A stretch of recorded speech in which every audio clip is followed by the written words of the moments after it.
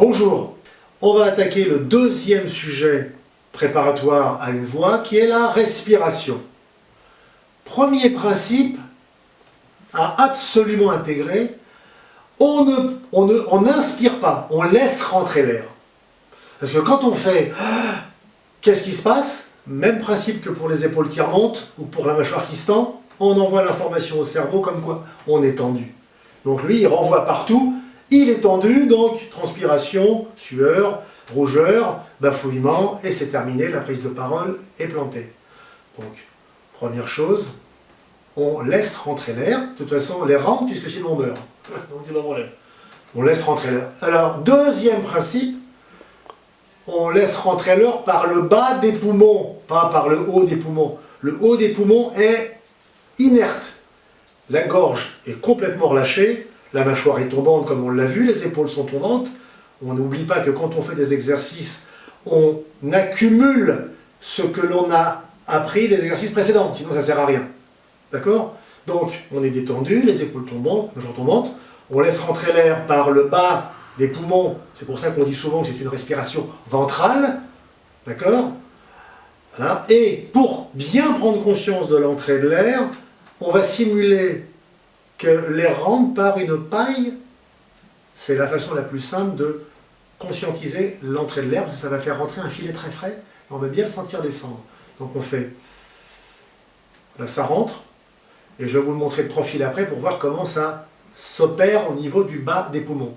Juste avant de le faire, on va parler de l'expiration. Alors pour le coup, autant il n'y a pas d'inspiration, mais entrée d'air, autant il y a vraiment expiration, puisque c'est l'expiration et la qualité technique qu'on met derrière l'expiration qui fera la qualité de phonation, puisque l'air va remonter et va donc exécuter sa sortie. Et en exécutant sa sortie, il va remonter évidemment par le tuyau, passer par le larynx dans lequel il y a les cordes vocales, sortir par la bouche. Donc il y a tout un travail à faire qu'il faut que l'on agrège, qu'on comprenne bien avant de parler ou de chanter.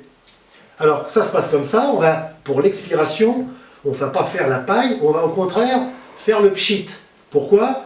Parce que pchiter a l'avantage de nous faire prendre conscience du bas du ventre.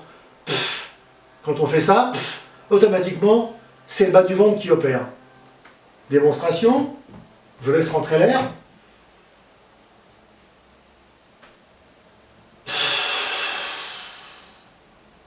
Comme vous voyez, mon ventre reste rond. Pourquoi? Parce que je ne contracte pas les abdos. C'est tout le contraire d'un cours de gym. Les abdos sont en conscience mais relâchés. Mais en conscience, on sait où ils sont.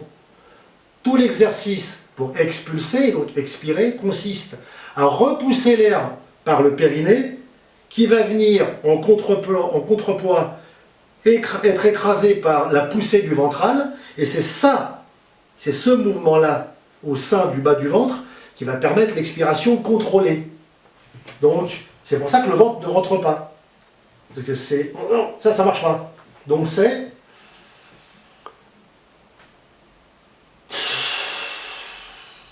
Vous voyez que mon ventre reste rond. À la prochaine!